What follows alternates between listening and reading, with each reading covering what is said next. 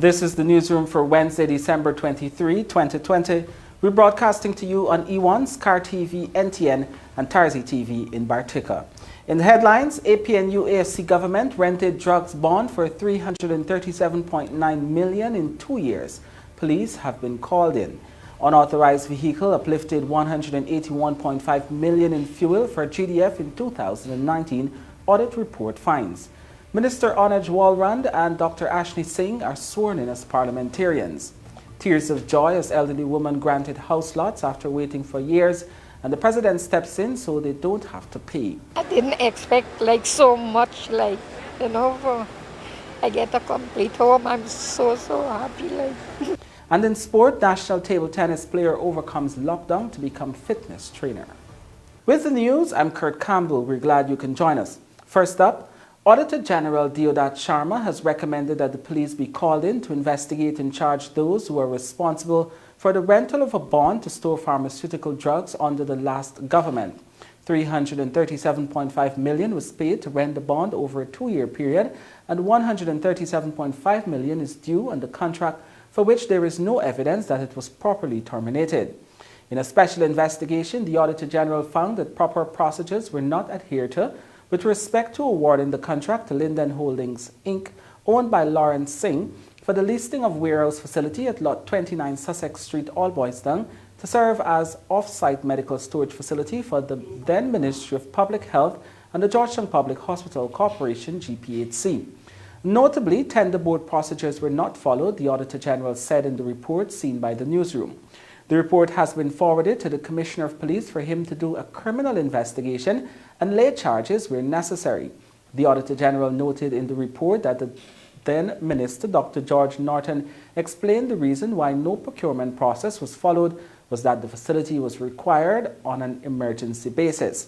However, the investigation found that a sum of $25 million was paid for the months of July and August 2016, but the bond was not used during those months.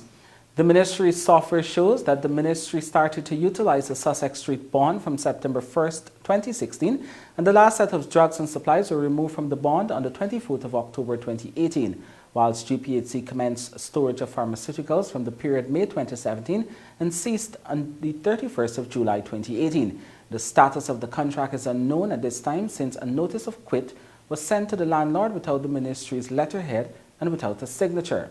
The investigation found no evidence that the contract had been terminated.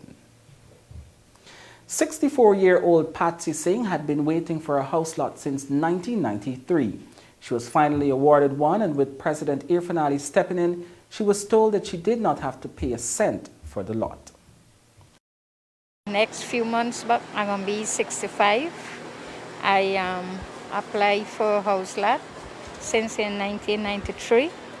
And they tell me when I see my name published in the papers, I must take it in to them. And a few weeks after, the place burned down.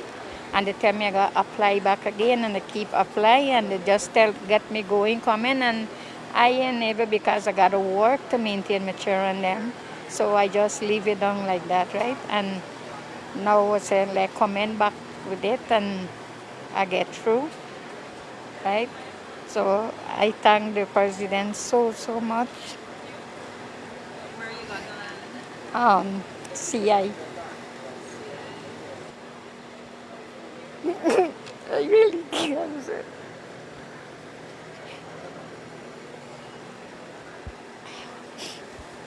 Because I passed through a lot with my children, them 6 children I got. And I'm a single parent, so I passed through a lot with them. So everybody get big now, and I live here with my daughter in the Haza. Most of the time I just be with her Haza than the rest of them, because 3 boys and 3 girls I get. So, I didn't expect to get. Finally, you have something to call your own. I didn't expect so much, I get a complete home. I'm so happy. Meanwhile, West Demerara resident Kamla Dai was granted a house lot in Sophia, Georgetown after she first applied in 1993. When she was ready to build, she discovered squatters were on the land. Thus began an arduous process for her to get another plot. Her dream was realized on Tuesday. To add to her joy, President Ali intervened so that she does not have to pay for the lot.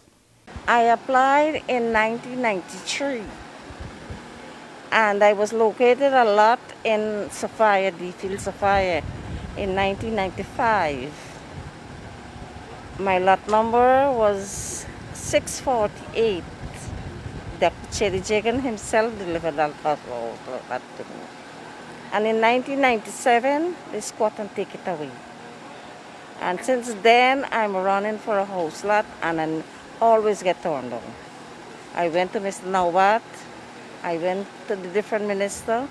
At one time, I went 2 o'clock in the morning at housing. And when the rain come down, they said no minister come in. And I wait all years, that is how I come to rent house. And how you heard about today's event? And they called me yesterday. They called you? Yes, and tell me, walk with the ID card and walk with the monies. And come. So, I was told that you were being given the lot free of cost. How Yes, do you I feel feel I'm very, very happy that I waited so long and I'm overjoyed. And I thank the president and the ministers and all the employees. Good health and happy holiday. And thank you so much. Thank the president a million and one time. We tell you now that Ministers Anuj Walrand and Dr. Ashley Singh were on Wednesday sworn in as unelected members of Parliament. Neither of them will have voting rights in the National Assembly since they are technocrat ministers. Technocrat ministers are those whose names are not nominated on a party's list of candidates ahead of the general elections. Walrand, the Minister of Tourism, Industry and Commerce, took her oath for the second time after it was determined that she was not properly elected the first time, given the fact that she held dual citizenship. She resigned and was sworn in again as minister and now as a parliamentarian. Dr. Singh was appointed by President Irfan Ali on November 5, 2020, as a senior minister within the Office of the President with responsibility for finance. Dr. Singh has had a long career in public finance, first as a public servant in the roles of Deputy Auditor General and Director of Budget, and then as Minister of Finance for 2 terms from 2006 to 2015. After demitting ministerial office in 2015, Dr. Singh was recruited by the Fiscal Affairs Department of the International Monetary Fund. The Guyana Police Force and the Intelligence Department of the Guyana Defence Force have launched an investigation into suspected fuel racket at the Guyana Defence Force. During 2019, the Guyana Defence Force reported severe shortcomings with respect to the purchase, reconciliation and shortage of fuel. But a report by Auditor General Gov't Sharma has found that some 887,800 litres of fuel valued at $181.5 million were uplifted by an unauthorized vehicle during 2019. This included 26 instances where 2,000 gallons of gasoline were uplifted for the Coast Guard headquarters at Wimveld, even though the storage capacity at the location was only 1,000 gallons. Back in September 2020, Minister within the Ministry of Public Works, Deodat Indar, had said that allegations of unusual activity between staff of the Guyana Oil Company and GDF ranks over fuel had led to a police investigation. When the newsroom returns, Demerara Bank opens at Mahaika and stable electricity promised for the holiday season. You're watching the newsroom. We tell you now that Demerara Bank Limited on Tuesday opened its new location at Mahaika, East Coast, Demerara. The facility, which is touted to become the busiest location, will serve residents of Region 5 and 4, reducing the need for persons to travel to Georgetown. The bank has already opened 1,020 new accounts since announcing its new branch. 7 years ago, Demerara Bank began looking to set up the Mahaika East Coast Demerara location. Chief Executive Officer Pravin Chandra Dave noted that it is very difficult for some persons to travel to Georgetown. On Tuesday, the company finally opened its doors with over 1,000 new accounts already opened. It was not only the opportunity for the bank to expand its business, it was more the need of the people living here. If anybody in Mahaika, there are so many 4 rice mills here, so many rice farmers here, so many businesses, entrepreneurs here. For doing their business, either one has to go to the Rosignol, which is around 22, 23 kilometers away, or to come to Georgetown, which is also same distance, at least 35-40 minutes minimum. And we people know what are the problem in reaching out the banks in Georgetown. The bank's founder, Dr. Yesu Prasad, was lauded for choosing Mahaica for his investment. In speaking, he expressed confidence that the bank will continue to develop. And just to give you an idea, our profit before tax up to the last month, this month, is $3.5,319,000. Profit after tax is $3,263,160. Dividend paid was $585,000. Retained earnings was $1,678,168. Retained earnings, again, remains at a high level. Senior Minister within the Office of the President with responsibility for finance, Dr. Ashley Singh, noted that the communities in that area have a strong agriculture base, and he said it is a sector which needs investment and access to financial institutions as the government aims to diversify the economy. Let me say that it's extremely important for the financial sector, and indeed for all of us, to constantly seek out new opportunities in an aggressive way, to constantly seek out new opportunities, new ways in which we can innovate, new avenues into which we can expand. And here I want in particular to say the bank has done a fantastic job. You cited, Chairman, some numbers regarding the profitability of the bank, and the bank is to be congratulated for that. But I would urge you to seek out aggressively new and exciting opportunities to expand your operations. Meanwhile, President Irfan Ali also delivered remarks at the opening on Tuesday and noted that the government will be looking at lands available along the Maikoni-Mahaica corridor to develop a diversification plan. The government too has a responsibility to create an enabling environment. And that enabling environment means that we must have proper laws, good infrastructure, good security, a supportive bureaucracy. Bureaucracy may sound like a bad word, but a supportive bureaucracy in which there is greater reliability and efficiency.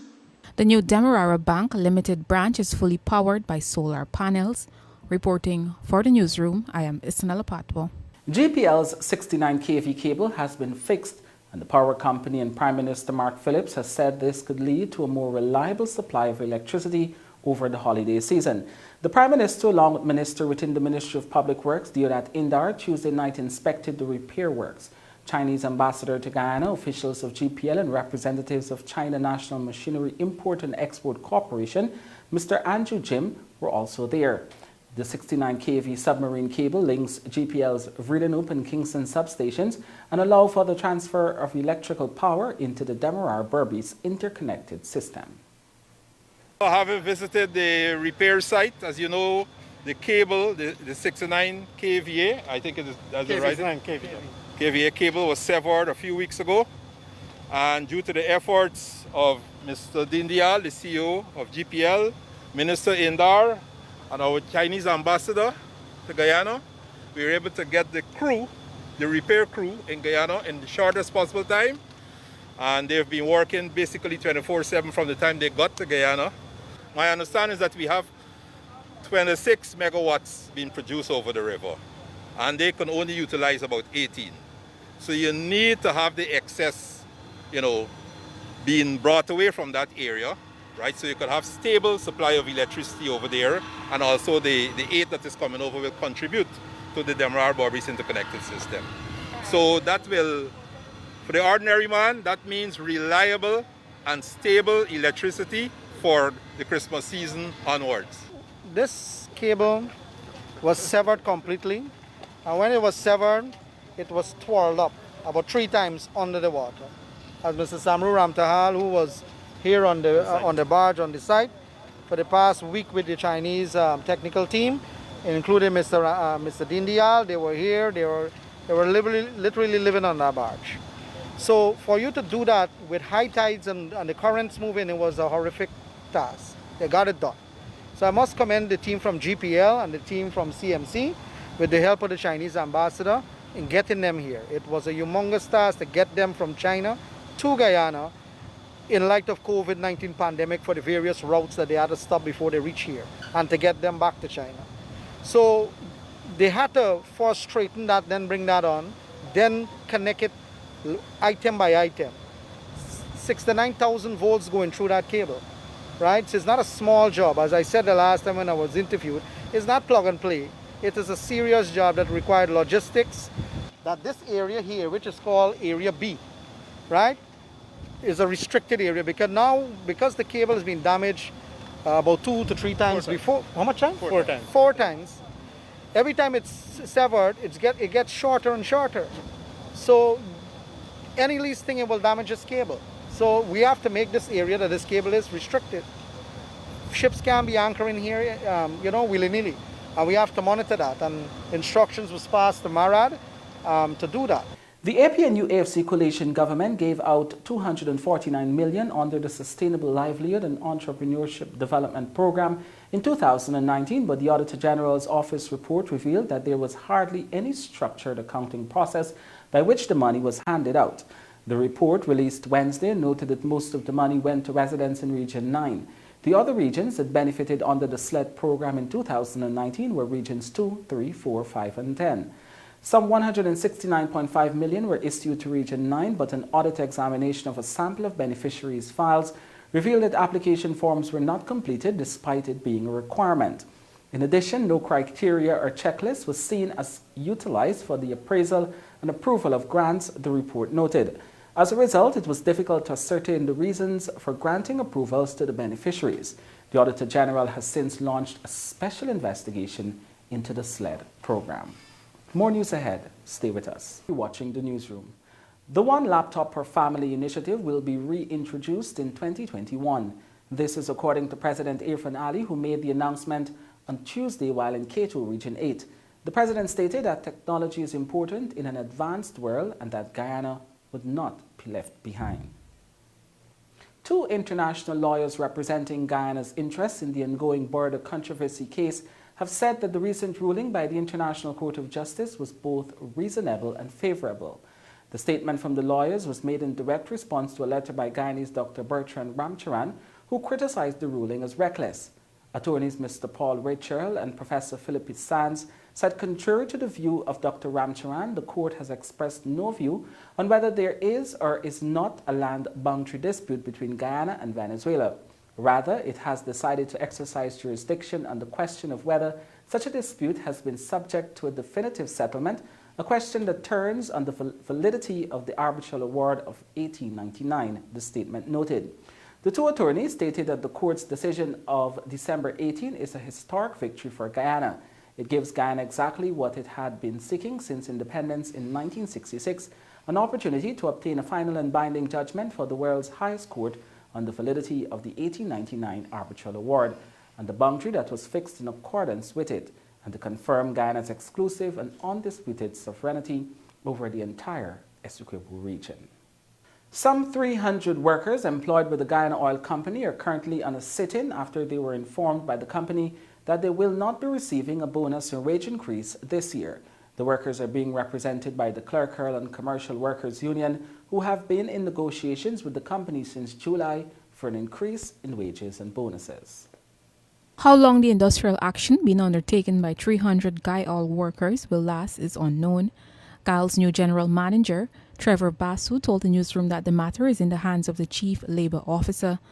The president of the Clerical and Commercial Workers Union, Sherwood Clark, spoke with the Newsroom via telephone on Wednesday.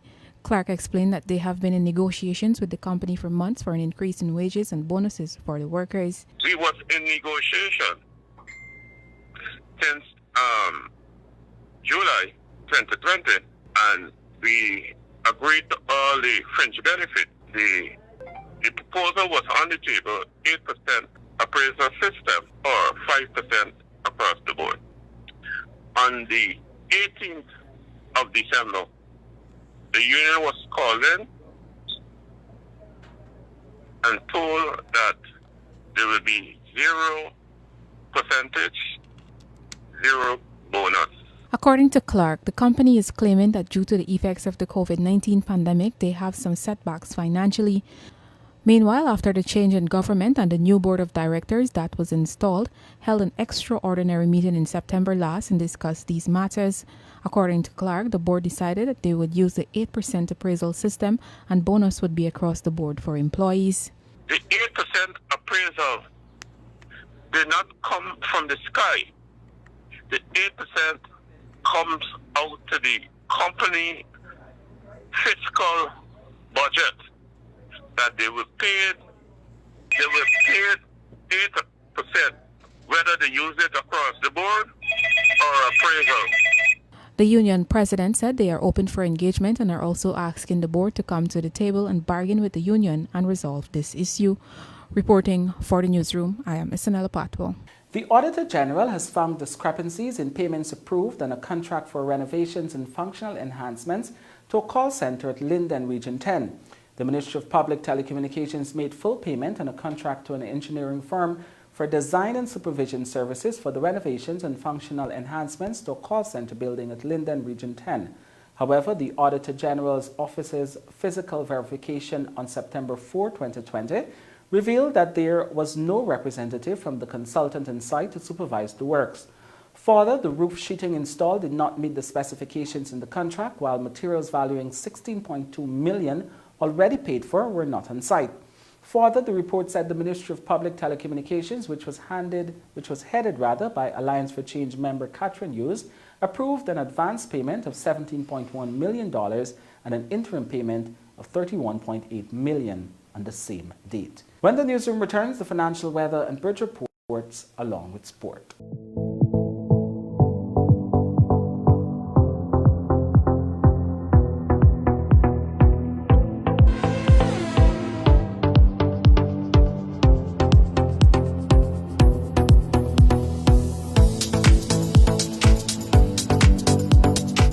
Welcome back to Newsroom. Avinash Ramzan here with tonight's sport. We're starting off with some table tennis news.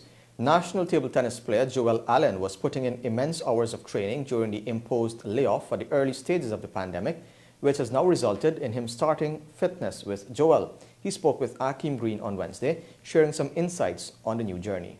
The one-on-one sessions, or limited group session of 4, are based on some rigorous and innovative cardio exercises aimed at building one's core. Initially, the 31-year-old explained he wanted to ensure he remained fit despite his cease on competitions, and also to inspire others about a healthy lifestyle. Fitness with Joel is something that definitely started because of my my fitness, my training that I've been doing during the early parts of the pandemic around, let's say, March. There's no activity, so I started doing all my physical activity and fitness at home.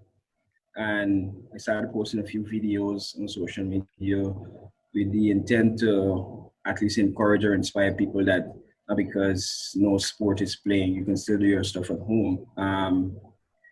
That eventually started Fitness with Joel. I got a few persons message me and wanted to be a part of what I was doing. He indicated he has started researching details on becoming a better fitness trainer. Most importantly, he said his personal fitness is getting better and it is reflecting on a tennis table. The feedback has been great. The feedback, people love the energy that I bring with fitness. So the feedback has been great. In terms of my personal fitness, it is also helping me to improve my fitness because every client I work with, I'm a part of the exercise as well. So it is also helping me to improve my fitness. And I would say from the time the pandemic has started, my fitness has increased a great lot because I felt it when we had the opportunity to go back on the table. I was not sluggish. I did not feel that I missed table tennis in any way. I probably just missed the touch of playing table tennis, but my fitness was right up there, and that was good. I also encourage my fellow team members to do the same. So when we actually went back on the table, there was we didn't feel that we were away for that long time. There are tentative dates for competitions next year, and its primary focus will be Olympic trials to be held in Argentina in April, after the Senior Caribbean Championships in Cuba in March. The number 3 ranked local men's player said it is his dream to play at the Olympic trial to understand what it takes to make the prestigious games. My goals going into next year would be, yes, of course, the senior title in Guyana. I'm hunting for that as well, but also just adding to the best table tennis that Guyana can put forward in the region. And because at the previous Caribbean Championships, we had a silver. So going into next year, we would like to better that. And my contribution to the team in any way possible, that would be very good.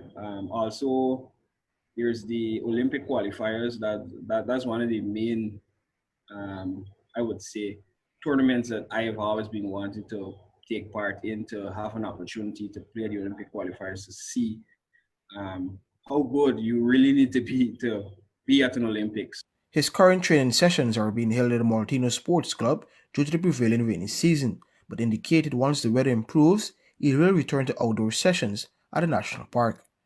For the newsroom, Akim Green. Football news now. Sherwin Johnson, Maurice Skeet and Cleon Lindy have been reselected to represent Guyana on the prestigious FIFA Refereeing International lists, enabling the Guyanese trio to wear the FIFA badge and officiate at international matches in 2021.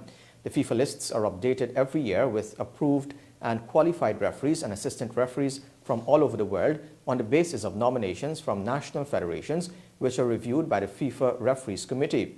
Referees Johnson and Skeet have been part of the FIFA's list since 2012 and 2014, while assistant referee Lindy has featured in a selection since 2015. The Ghana Defence Force Staff Sergeant Skeet has been nominated for CONCACAF Female Referee of the Year on 2 occasions. The GFF executive member and head of the refereeing and former FIFA match official Dion Innes said the Ghana Football Federation is elated to have the referees renominated. He said, and I quote, "Because of the pandemic, no opportunities were presented to them for officiating even at the local level, with much less the international level. We know how distressing this was for them. They were not able to showcase their talent. We wish them the very best as soon as we are allowed to return to play in 2021, and we know that they will go out and represent Guyana proudly on the field." End quote. Cricket news now. Guyanese opener Chanderpaul Hemraj copped the award for the most runs in the recently concluded US Open T20 tournament, amassing 190 runs from 4 innings for Somerset Cavaliers. The left-hander struck 250s, with the highest being 87 off 39 balls against Punjab Blues. Hemraj struck 16 sixes, the most in the competition, and finished with an average of 63. His efforts took Cavalier to the semi-finals, where they lost the eventual runners-up 22 yards. Here are some highlights now of Hemraj's knock of 87 against Punjab Blues. And a classy looking shot. This one in the air, could be out. Asif! Oh, he doesn't take that catch, and the ball goes over his head, through his hands, and it goes away for 4. Everything going for him at the moment. Patak runs in. Oh, there we go. It's in the air. Long on will have a long way to go. In fact, it's cleared the long off area, and it's gone for a maximum. And this is what he in the minor league cricket series. Oh, slashing shot through the offside. A couple of bounces. In fact, we'll wait and see. Could be one bounce. Yes, one bounce has gone away for 4. That has bowled to him so far. Gone again, high and hard. The fielder out at long on. Just looking at it, it's another 6. It's another biggie for Hemraj Singh. For Hemraj, he goes up to now 44 from some 16 delivery, and the wicketkeeper's been a massive blow down the track for 6. He's on, and that's another one. That's sky high, and that's gone 17, 18 rows into the stand. Over long on, fantastic shot, and that takes him on to 50. Oh, well played, 50. This is an opportunity for you to really see how you're good against a franchise player. Cracked away through the offside, running up towards the point boundary, and the fielder just probably running to retrieve the ball. Another 4 for Chanderpaul Hemraj. Absolutely. Out to bat. He goes out to bat to make 100. But if you drop me, I'm going to make that double 100. Oh, here he goes again. Another heave over mid-wicket. And this one's gone about 6 rows back in the stand. 73, we have Perkins, who would have scored a 73 as well. And this time he's swatting this one over the bowler's head. He's getting very close to the boundary and he goes across the boundary. And Hemward might be speaking Hemward and this time he's going big. And he's out of the playing area as a matter of fact. And he's gone for another US Open fantasy. Over 7 overs and 2 balls to go. Yeah. And he's going big again. They're getting bigger and bigger. Meat and drink. They're drowning in honey here. Indeed, another US. And he's going, and he's going, and he's going, and he's... And he's gone. Meanwhile, the injured batsman David Warner has been excluded from Australia's biosecure bubble for the second test against India in Melbourne on December 26. Warner would have missed the test with the groin injury that kept him out of last week's series opener in Adelaide. In line with the team's biosecurity protocols, paceman Sean Abbott is also out after he too left the bubble for treatment on an injury. Australia won the first match in the 4-test series by 8 wickets. The players will not be replaced in the squad for the Melbourne test, making it likely that Australia will stick with the makeshift opening partnership of Joe Burns and Matthew Wade. Now, Diego Maradona's autopsy has revealed that the Argentine legend had no signs of alcohol or narcotics consumption at the time of his death.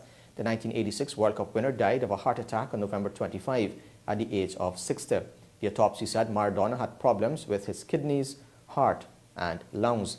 It had been ordered as part of an investigation into Maradona's death to see if there was any negligence in the health care he was provided with. Maradona, widely regarded as one of the greatest footballers of all times, had a successful operation on a brain blood clot earlier in November and had been due to be treated for alcohol dependency. And some news out of the NBA champions. The Los Angeles Lakers were beaten 116-109 by the Los Angeles Clippers on Tuesday's opening night of the new season.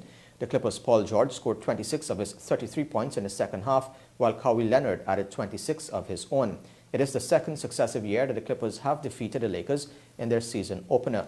Elsewhere, Kevin Durant scored 22 on his Brooklyn Nets debut as they beat the Golden State Warriors 125-99. Two-time NBA champion Durant joined the Nets on a 4-year, $164 million deal in the summer of 2019 after leaving the Warriors, but missed last season with an Achilles tendon injury. And with that, we've come to the end of the news for this evening. Of course, you can find updates on these and other stories on our website, Newsroom.gy, our Facebook page, and Instagram. On behalf of the entire news team, my name is Avinash Ramzan. Thanks for watching. Be safe. See you next time.